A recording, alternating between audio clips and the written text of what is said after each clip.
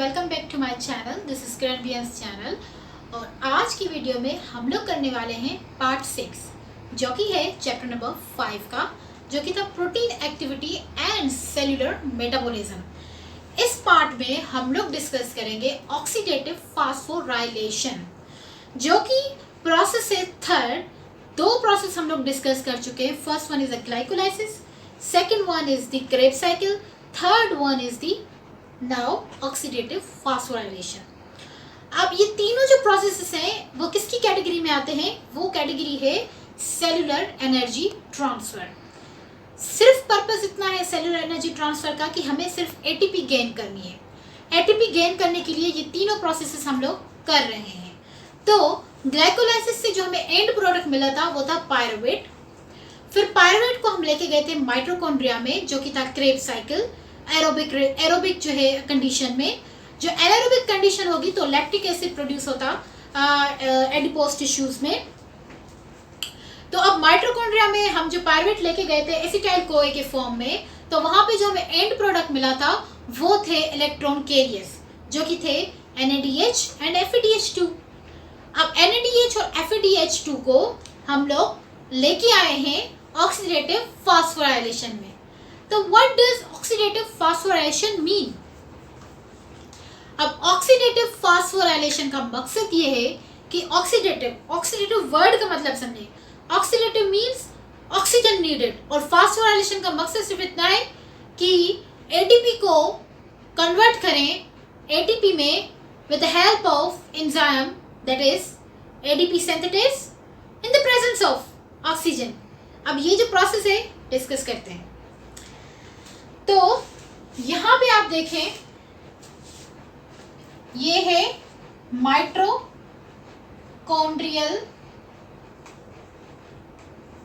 Space. क्या है? Mitochondrial space.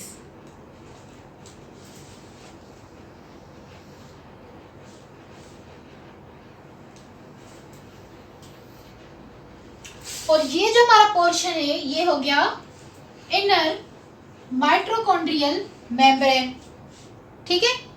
और जो नीचे वाला पोर्शन जो हम बनाएंगे वो हो जाएगा माइटोकॉन्ड्रियल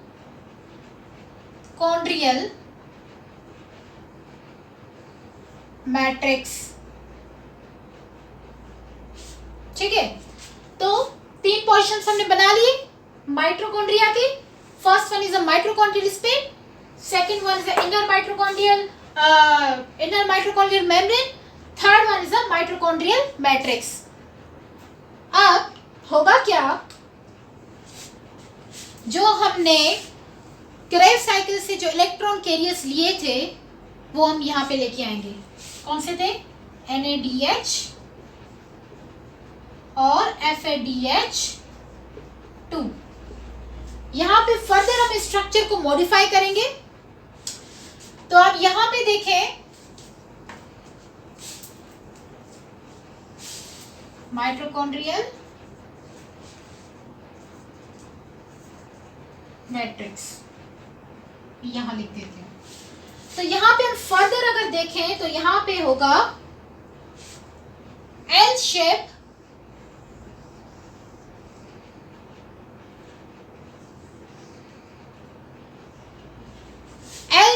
कॉम्प्लेक्स 1, जो कि है एक प्रोटीन। और यहां पे होगा कॉम्प्लेक्स 2, और यहां पे होगा कॉम्प्लेक्स 3, और यहां पे होगा कॉम्प्लेक्स 4, और यहां पे होगा ATP सिंथेटेस कॉम्प्लेक्स। और यहां पे जो कैरियर्स होंगे, first one is a carrier is a को, ठीक है, को। और यहां पे होगा कैरियर्स में आपको बताती हूं, को क्यू, एंड यहां पे होगा को क्यू, और यहां पे होगा साइटोक्रोम C। अब ये क्या है फर्दर मैं आपको बताती हूं। CYTC and CoQC।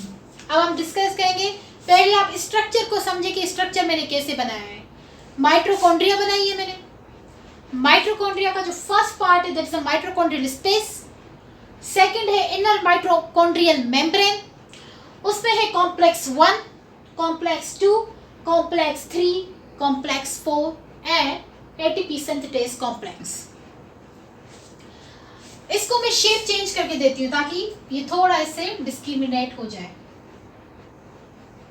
ऑलराइट, तो अब क्या होगा, ये जो है इलेक्ट्रॉन ट्रांसपोर्ट कैरियर्स हैं CoQ एंड CYTC। ऑलराइट, अब यहाँ पे ये होगा कि NADH और FADH2 जो कि हमने क्रेब्स साइकिल से रिसीव किए थे, अब होगा ये कि जो NADH है इसका जो इलेक्ट्रॉन है वो कॉम्प्लेक्स 1 में जाएगा और इसके जो हाइड्रोजन है, हाइड्रोजन यानी प्रोटॉन H+, वो माइटोकॉन्ड्रियल मैट्रिक्स में रह जाएगा। ठीक, इतनी बात समझ आई। अब इलेक्ट्रॉन जो कॉम्प्लेक्स 1 में गया है ये हो जाएगा सुपर एनर्जाइज। क्या होगा? सुपर एनर्जाइज, यानी कि इसमें कॉम्प्लेक्स 1 में एनर्जी आ गई इलेक्ट्रॉन के आने की वजह से। फिर ये जो कॉम्प्लेक्स 1 है क्या करेगा, एनर्जाइज होने के बाद हाइड्रोजन जो यहाँ पे पड़ा है इसको लेके जाएगा, पंप करेगा ऊपर, तो यहाँ पे हाइड्रोजन आ जाएगा।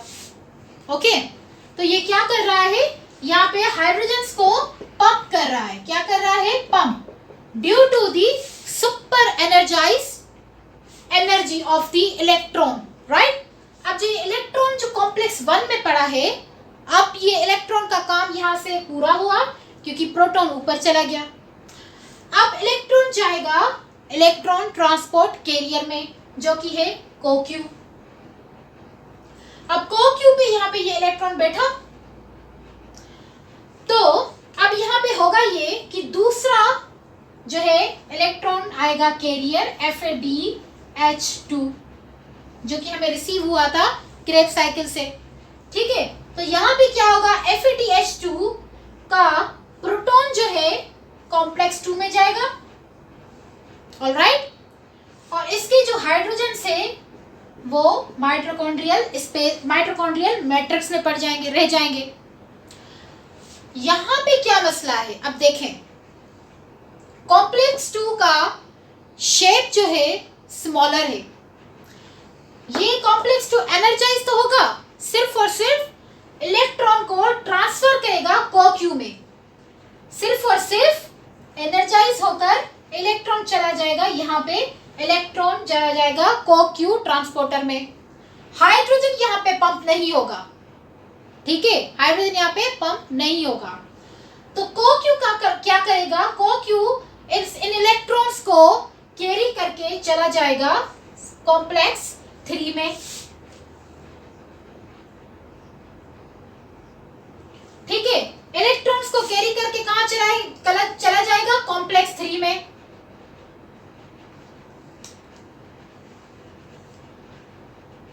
ओके, तो अब CoQ क्या करेगा, ये इलेक्ट्रॉन्स को लेके जाएगा कॉम्प्लेक्स 3 में। तो इलेक्ट्रॉन्स दोनों यहाँ पे आ गए। अब कॉम्प्लेक्स CoQ ट्रांसपोर्टर खाली हो गया। तो अब क्या होगा, यहाँ पे कॉम्प्लेक्स 3 जो है ये भी क्या हो जाएगा, इलेक्ट्रॉन्स आने की वजह से मोर एनर्जाइज हो जाएंगे। ये क्या हो गया, कॉम्प्लेक्स 3 मोर एनर्जाइज हुआ। जो यहाँ पे जो हाइड्रोजन्स पड़े हुए हैं इनको क्या करेगा, ये पंप करेगा।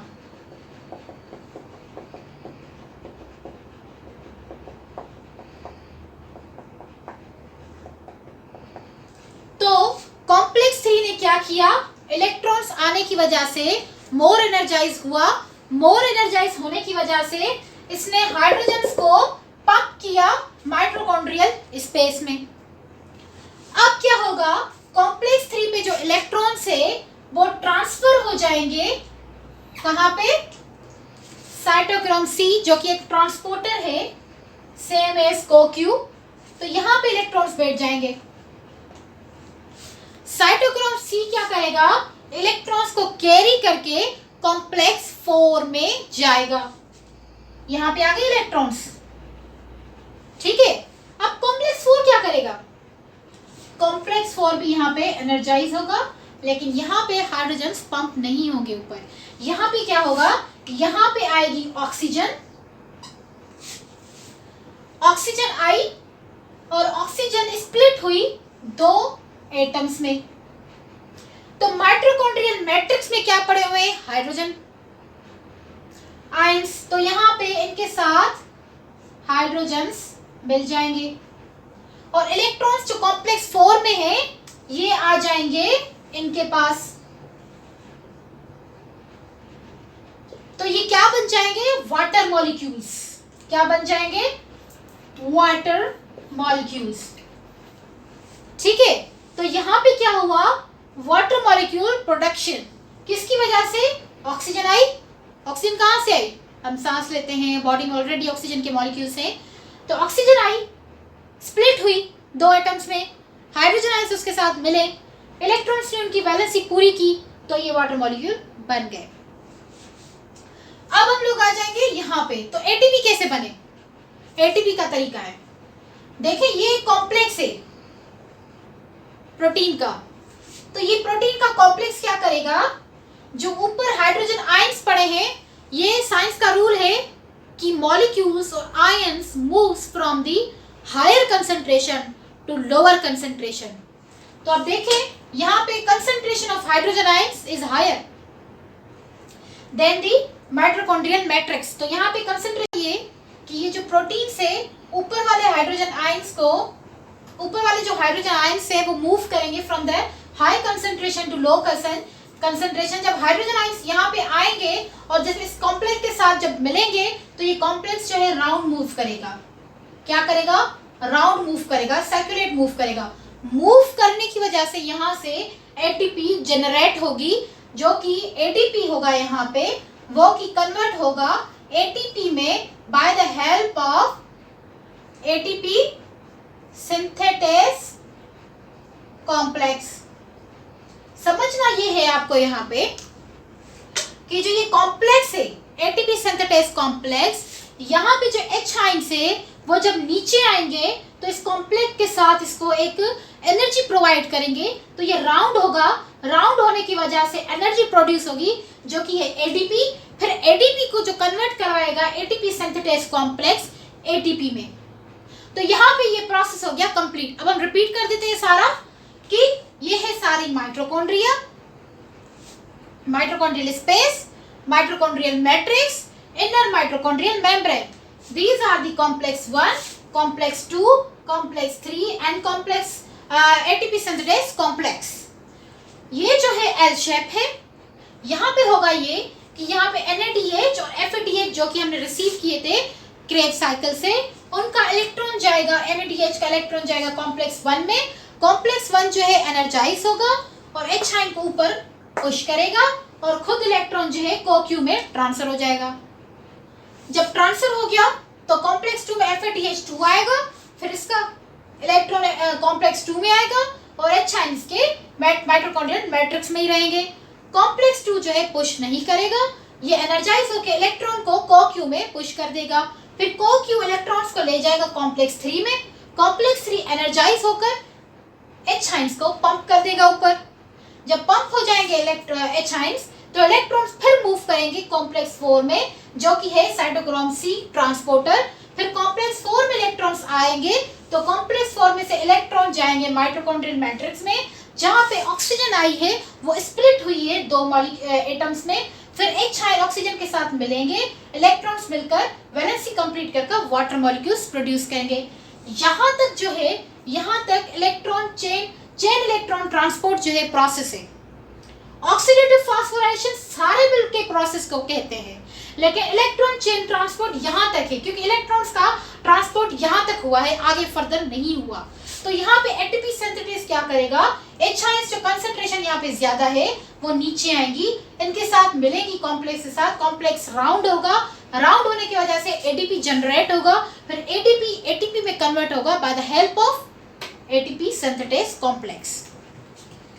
तो यहाँ पे जो एटीपीज जनरेट होंगी वो तकरीबन होंगी 30 to 34 एटीपीज। 30 to 34 एटीपीज यहाँ पे जनरेट हो गई। तो मकसद क्या हुआ इस सारे प्रोसेस का? सिर्फ और सिंपल हमने ऑक्सीडेटिव फास्फोराइलेशन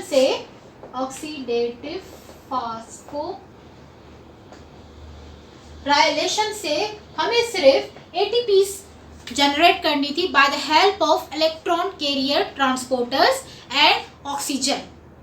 ओके, तो आई होप कि आपको ये आज का लेक्चर समझ आया होगा। अगर समझ नहीं भी आया तो आप कमेंट सेक्शन में मुझसे क्वेश्चंस कर सकते हैं, और इनके अगर पार्ट्स देखने हैं आपको तो मेरी आप फिजियोलॉजी की प्लेलिस्ट खोलें। फिजियोलॉजी की प्लेलिस्ट में आपको सारे लेक्चर्स मिल जाएंगे जो कि मैंने चैप्टर 1 से चैप्टर 4 तक दिए हैं।